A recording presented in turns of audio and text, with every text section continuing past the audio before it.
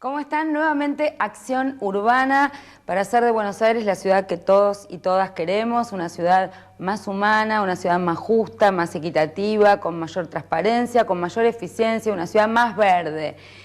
Y en el programa de hoy varios temas. Realmente hay organizaciones de usuarios y de consumidores y consumidoras que están trabajando a full porque no nos faltan temas. Vamos a tratar varios temas en esta reunión de hoy. Por un lado, el aumento del ABL.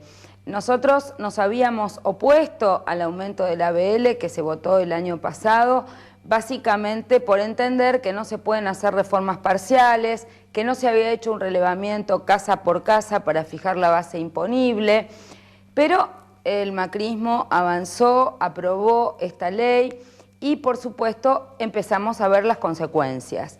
Empezaron a llegar en estos meses las facturas con la actualización, la recategorización, el valor fiscal homogéneo, y la sorpresa es que, si bien nos habían dicho que el aumento iba a ser en promedio del 66% y no iba a superar el 300%, superó.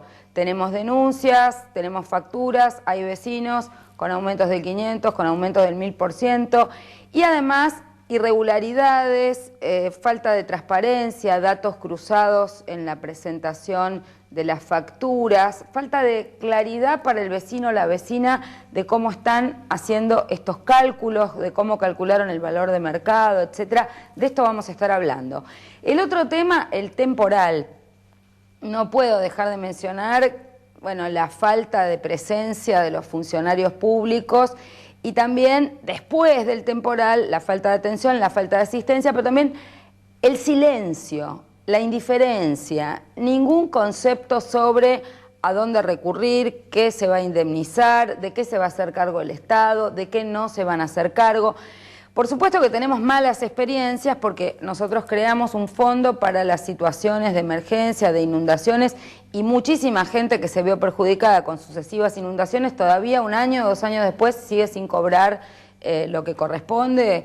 Ni hablemos de la gente de la calle Bartolomé Mitre con el subsidio que se tendría que haber cobrado y no cobraron. Pero de todas maneras, en esta oportunidad ni siquiera hay claridad de qué le van a reconocer a los vecinos o no. Por eso hemos presentado pedidos de informe, por eso hemos citado a la ministra de Desarrollo Social y por eso también creemos que se debe aplicar el fondo que ya existe en el gobierno de la ciudad para cubrir estos estragos que se han producido con el temporal. Pero de esto también vamos a estar hablando. Y por último, un tema que para mí es permanente, que siempre estamos planteando, el tema de la telefonía celular.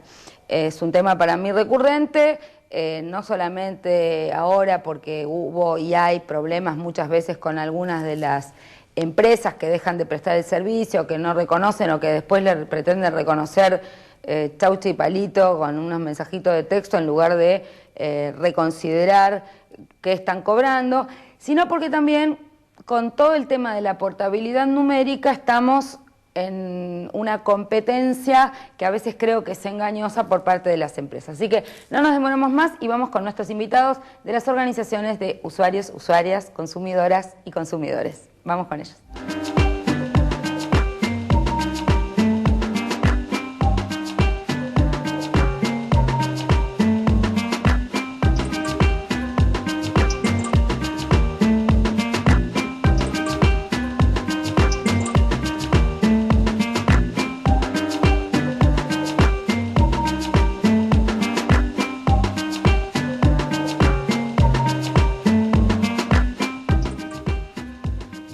Bueno, les cuento 2 avisitos rápidos antes de presentar a nuestros invitados.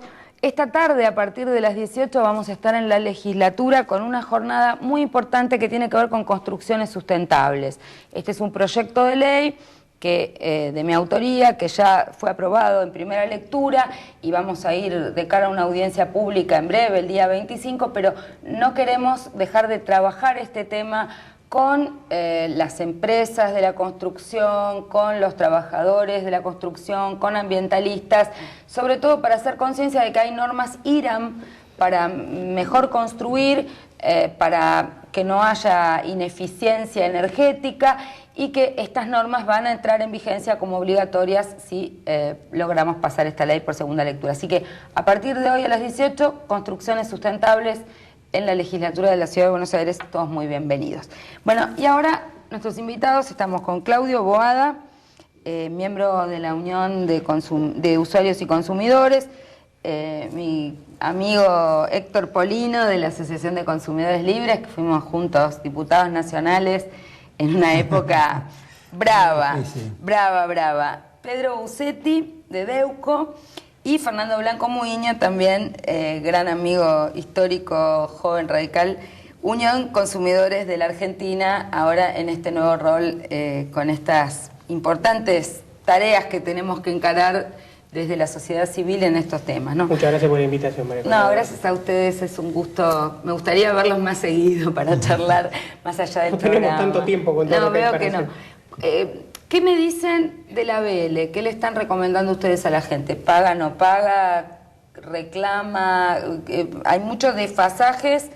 Por un lado, hay cosas que pueden ser discutibles políticamente, si estamos de acuerdo o no que se aumente el impuesto, esto no está en discusión, pero desde el punto de vista de que las normas que se votaron son violadas por lo que les llegan las facturas. ¿Qué tienen que hacer? Primero que se fijen si el impuesto que le están cobrando supera o no el 1% del valor real de mercado.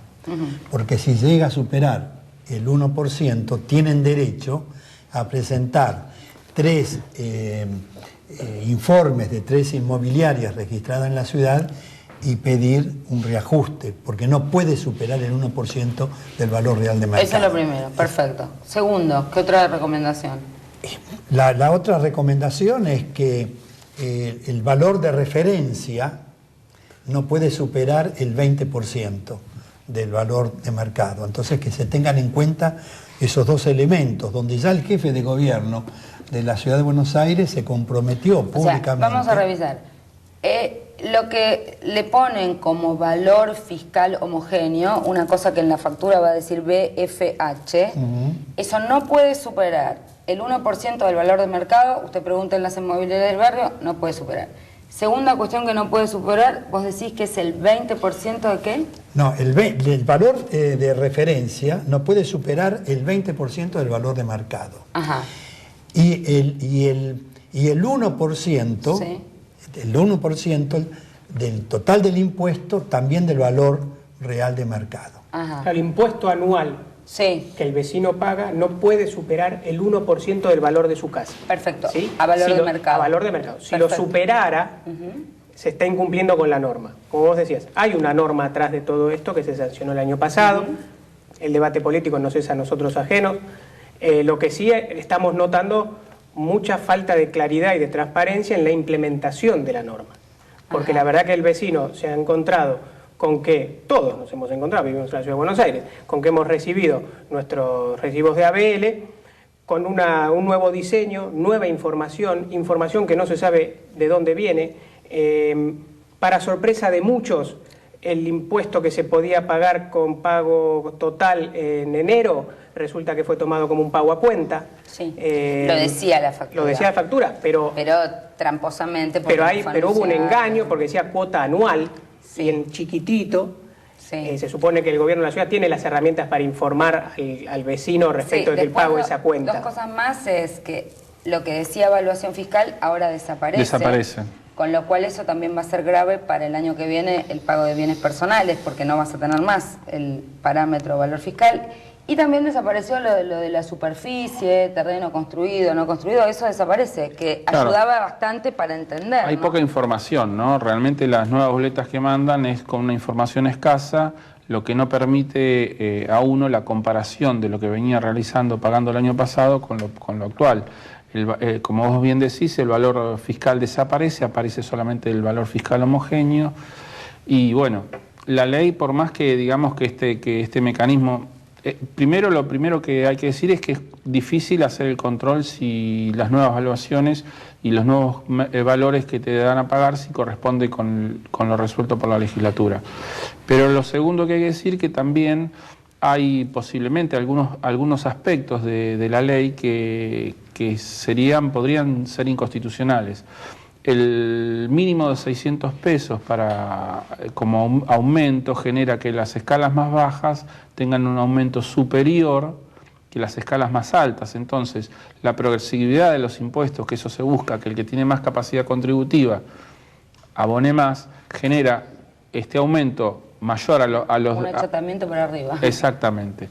O sea, meseta arriba y empuja a los de abajo bastante para arriba, que habría que hacer un análisis más profundo para ver de cuánta gente estamos hablando, de cuántas personas afectados por esto, ¿no? Pero en principio los sectores más bajos, las propiedades más baratas van a tener un aumento mayor porcentualmente que las propiedades más altas. Yo, digamos que creo... Por supuesto que hay que tratar de asesorar, y ustedes lo deben estar haciendo a pleno, caso por caso, los casos donde se viola la ley, pero también estoy ávida de recibir por parte de ustedes reflexiones sobre el texto legal y sus potenciales modificaciones. Ahí Adecua nos había mandado una nota para tratar de derogar la ley. O sea, yo creo que es bueno que aumente la ABL en términos de volver a equilibrar en el sistema impositivo de la ciudad, que no puede ser que la ABL sea un impuesto sin criterio tan bajo. Pero, obviamente, también me preocupa que es un impuesto que en general en los contratos de locación lo pagan los inquilinos. Exactamente. Este no es un tema menor porque los tipos hicieron contratos sin imaginar que podía haber un impacto de esta característica, y acá estamos cobrando un valor de la tierra y un valor de las construcciones con otra envergadura, sobre todo para los sectores medios, bajos, más allá de esto que vos decís, del 600, ¿no? Entonces, yo no sé cómo incluso en la discusión con los inquilinos y propietarios, cómo se reconsidera esto, porque no va a haber... Hay contratos firmados, de modo... Exactamente. Altera la relación contractual. Pero altera la relación. Altera sustancialmente, perjudicando, en este caso, al más débil. Yo dos reflexiones. Primero, ¿qué quedó de aquel relevamiento que se iba a hacer hace años?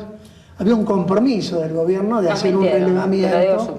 ¿Dónde quedó? Nos mintieron. Nos mintieron. Era un relevamiento que le había pedido la legislatura de que fuera casa por casa, de manera tal de determinar la evaluación fiscal con un grado de certeza, de realidad, de realismo, que no está hoy presente en la ley. Segundo tema. La cuestión de la gente que hoy está recibiendo la factura. Nosotros tenemos algunos casos, 300 pesos pagado anual, ahora le llega a 1.200 pesos. ¿Cuál es la gradualidad de la medida? Realmente uno puede decir que si tomamos en cuenta lo que se paga en la ciudad de Buenos Aires con respecto a la provincia de Buenos Aires, podríamos decir que relativamente están atrasadas el impuesto inmobiliario tanto como el ABL. Pero aplicar un aumento del 400, 500, 600%, más allá de que esté estipulado en la ley, es una barbaridad. Yo digo, nosotros estamos empezando a recibir reclamos de la gente. Lo que estamos queriendo es justamente que sigan llegando casos particulares que implican que hay toda una generalidad de situaciones injustas que no han sido previstas en la ley. Esto que dicen ustedes, que decíamos recién, sobre la consecuencia que tiene sobre el inquilino, no fue previsto en la ley. Entonces, a ver, ¿cómo interviene el Estado para paliar esa situación y no castigar? Porque además, uno tiene un contrato firmado hace 1 año, 2 años, o el tiempo, y ahora lo tiene que pagar el impuesto inmobiliario en función del aumento que aplica la ley. ¿Cuánto le representa a una persona que alquila de aumento en el valor del alquiler pagar un tributo que aumentó 400%? Ha habido evidentemente yo quiero decir una cosita. Yo puse a disposición el email nuestro, mariajoselubertino@legislatura.gov.ar, para que la gente nos mande escaneadas las 2 facturas y para que nos detalle cuáles son las circunstancias, además, por las cuales objetivamente no pueden pagar. De manera tal que nosotros podamos evaluar, incluso con ustedes, medidas a seguir. Porque digo, no se puede generalizar lo que hay que hacer, pero sí hay que ver si hay que modificar la ley, en qué condiciones, si hay que, o intentarlo al menos, o si hay que recurrir judicialmente o una acción colectiva, porque digamos, no va a ser un caso aislado y tampoco podemos estar haciendo 200 millones de casos juicios. Ha habido evidentemente un apresuramiento en la sanción de la ley, porque ese relevamiento que se iba a hacer, que tantas veces se prometió, no se hizo. Además, este es un impuesto de alumbrado, barrido y limpieza. Sí. Hay zonas de la ciudad de Buenos Aires que se vive en la penumbra más absoluta. Y en cuanto a la limpieza, hay zonas que jamás estuvo la ciudad más sucia que ahora. Y cuando hay una tormenta, en buena medida, las consecuencias de las tormentas es que las calles están sucias y todos los sumideros están tapados. Entonces, el vecino tiene derecho a reclamar que primero le presten un servicio de buena calidad. Y este impuesto está pensado para una ciudad europea que funciona a las maravillas, además, y no para una ciudad que en buena parte está en penumbra. A ver, acá hay dos cuestiones más globales. Uno es, cuando hay ingresos, ¿a qué gastos va a ser aplicado? Esto nos llevaría a un debate más amplio sobre el presupuesto, pero venimos de subejecución presupuestaria, falta de inversión en gasto social, desinversión en infraestructura, cero ejecución, o sea, 49% de ejecución en vivienda, no construcción de los subtes, o sea, había recursos para determinadas cosas y se terminan yendo a los negocios de los contratos de la basura, de las empresas privatizadas que viven a costa de la ciudad. Eso es una discusión más profunda, pero no es un tema menor, porque cuando la gente dice, pago los impuestos, pero quiero tal servicio. Acá es muy claro, porque hay una directa relación entre alumbrado barrido y el servicio, y justamente los de la zona sur, que son los que peor alumbrado, peor barrido, son los que tienen el aumento mayor. Sí. Pero María José, si me permitís, y no quiero ser tremendista con esto, de Castañares al sur, nosotros, la ciudad de Buenos Aires es Haití. Si yo te pido, vos sos legislador y podés ir a verlo y ya seguramente te lo haces. La basura está en la calle, como dice Héctor, no hay alumbrado público. Los mataderos no recogen la basura. No se recoge la basura, no hay seguridad, no hay pavimento. No hay pavimento porque no hay control sobre el transporte. ¿Le puedes cobrar lo mismo al que está teniendo un buen servicio de pavimento o de veredas o de iluminación en Recoleta? Porque ahí hay un servicio mal prestado, mejor prestado, y que tiene que darse una rendición de cuentas. Ahora que tenemos comunas, eso sería bastante atendible. Sí, parecería, aparte que, porque justamente esto hay que verlo con estos dos parámetros que vos claramente decías. Por un lado, los recursos que, bueno, sabíamos todos que venía el ABL muy atrasado y, como decía Pedro, no se puede subir en un sola vez un porcentaje tan alto, pero también poner del otro lado el tema de en qué se para qué, ¿no? Entonces nosotros vemos que en esta ciudad se dedica a subsidios a las escuelas privadas en detrimento y cierran los grados de las escuelas públicas, se dedica a embellecimiento urbano de la zona norte de la ciudad y vemos la zona sur afectada deprimida, grandes. Entonces, en relación es un doble juego de falta de equidad, ¿no? En el cobro más. Propusimos muchos temas y el programa nos queda cortito, entonces. Con el tema de la ABL, que recurran a las organizaciones de usuarios y consumidores y que vamos a atender si se trabaja sobre un caso concreto o si se presenta alguna acción colectiva o si hay que hacer modificaciones legales.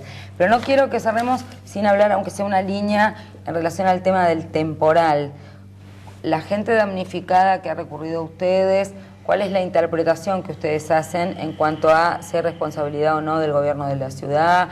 El tema de los seguros, ¿qué, han tenido casos de este tema o no? Sí, está el tema de los árboles. Por ejemplo, hay accidentes que se produjeron, autos que fueron totalmente destruidos, casas que fueron destruidas por árboles que no fueron podados en su momento. Entonces acá hay una responsabilidad, tanto del gobierno de la ciudad como de los municipios del conurbano bonaerense, en cuanto a los árboles. Y después está en la provincia de Buenos Aires el tema del alumbrado de las columnas que las empresas de electricidad mantienen los cables todavía en vía aérea y no hicieron las inversiones para llevar el cablerío de manera subterránea. Sobre el ámbito de la ciudad, circunscrito el tema de la tormenta de la ciudad de Buenos Aires. De acuerdo a la información periodística que obra en todos los medios, distintas autoridades del gobierno de la ciudad han dicho que han actuado eficientemente, que socorrieron, que atendieron. Eso no vale la pena ni contestar. Pero es interesante ver esto, que llevaron asistencia, hasta dan número, cantidad de gente afectada que ha sido socorrida. Pero en la legislatura, ayer, se ha conocido un proyecto de ley que declara la emergencia que propone un diputado del PRO. Lo presentaron ellos mismos. Exacto, que propone la declaración de la emergencia para reasignar partidas presupuestarias, para licitar para contratar sin licitación pública, teniendo en cuenta los destrozos que ha producido el temporal. Entonces nos preguntábamos ayer, ¿pero cómo? Si han atendido tan eficientemente a la situación del temporal, ¿qué necesidad habría ahora de declarar la emergencia? Tendrían que responderlo los mismos legisladores del PRO. Y el último, María José, apunte. Habría que también tener en cuenta sobre el tema de la aprobación de la modificación del ABL, aquellos legisladores que levantaron la mano para aprobar y saber, el ciudadano que hoy recibe esa factura con el 200, el 300, el 600% de aumento, que no sabe, que además desconoce cómo, porque la facturación que se le envía, la verdad, no la entiende nadie, porque no está explicada. Saber qué legislador lo castigó votando a favor del aumento de la ABL. Esto es importante también. Está claro que el PRO lo votó en pleno, pero siempre hay un cono de sombra. Y algunos que no son del PRO también lo votaron en pleno. Vamos a revisar eso, lo vamos a publicar en la web. Les prometo www.lugardino.org.ar. Yo me encargo de que eso esté en la web. No, respecto al temporal, lo primero me parece que hay que decir es que nuestra geografía no estaba preparada para un siniestro de estas características, ¿no?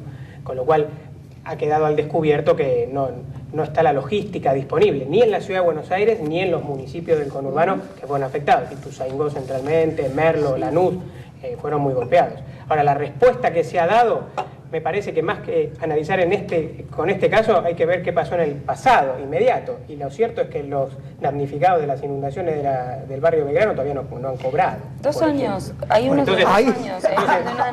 ¿Se imaginan ustedes que los damnificados de este temporal van a ir a la cola de ese proceso? Bueno, hablando de lo que dice Fernando, Unión de Usuarios y Consumidores y DEUCO, junto a la legisladora María América González, tenemos un amparo colectivo porque sobre 8.143 personas que reclamaron el subsidio, más de la mitad no lo cobraron todavía. Digo, como para tener en cuenta, ¿no? Y otro tema, el último, digo, por lo menos para nosotros. Las entidades de consumidores y usuarios estamos reclamando que a los usuarios de energía eléctrica que tuvieron más de 48 horas se le pague la indemnización de 450 pesos que se le pagó cuando fue los sucesos de diciembre de 2010 en Edenor y Edesur. Creo que corresponde... Eso que lo paguen en Edenor y Edesur, ¿quién? Que acrediten que acrediten porque han perdido todo lo que tenían en la heladera, medicamentos, electrodomésticos, y hay gente que todavía hoy, 6 días, está sin luz. Nos parece que es razonable y es justo que por lo menos se le indemnice con 450 pesos para cubrir de alguna manera los gastos que ha perdido, los alimentos que ha perdido, y obviamente no cubre el daño moral porque sería mucho mayor, pero bueno, una señal hacia el usuario. Y hay un antecedente de eso. Ya sucedió. El ENRE ya multó en esas condiciones, y Edesur cumplió con eso, Edenor apeló y no cumplió. Pero el antecedente está como para poder aplicarlo ahora en esta situación. Edelap también cumplió. Edelap también cumplió. Bueno, yo les agradezco muchísimo porque estamos a full de temas y no pudimos hablar ni una línea sobre el tema de portabilidad y teléfonos. El tema de celulares. Y la caída del celular de Movistar. A ver, una frase sobre la caída del celular de Movistar. El conjunto de asociaciones estamos de acuerdo con 2 cosas. Por un lado, que haya un adecuado resarcimiento a los usuarios, a todos los usuarios, en aplicación del artículo 40 bis de la nueva ley de defensa del consumidor. Y por otro lado también estamos de acuerdo en una acción más allá de esto, que es que se declare servicio público a la telefonía móvil. Nosotros creemos que mientras no haya un marco regulatorio que rija las condiciones de las tarifas, que ponga ganancias razonables, que controle las inversiones, que prevea audiencias públicas previas a la fijación de tarifas y que dé un marco. No tenemos ley de celulares, que dé un marco a esto, estos problemas corremos el riesgo que se sigan sucediendo. Bueno, y estamos reclamando todas las entidades una indemnización por los daños y perjuicios que los usuarios tuvieron. Sí, de por modo supuesto, que la CNC, tomando como base lo que ya hizo el ENRE en otras oportunidades, tiene que indemnizar a los usuarios porque Movistar durante muchas horas le privó del servicio. Telefónica transfirió de América Latina 3.079 millones de euros.